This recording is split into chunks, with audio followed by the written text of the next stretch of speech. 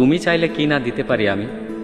কাক টাকা ভরে উঠে তুমি চাইলে এক বুক নদী সাঁতরে ওপারের বাগান থেকে সবচেয়ে সুন্দর ফুলগুলো নিয়ে এসে তোমার হাতে দিয়ে বলতাম, এই দেখো, তুমি চাইলে কি না দিতে পারি আমি।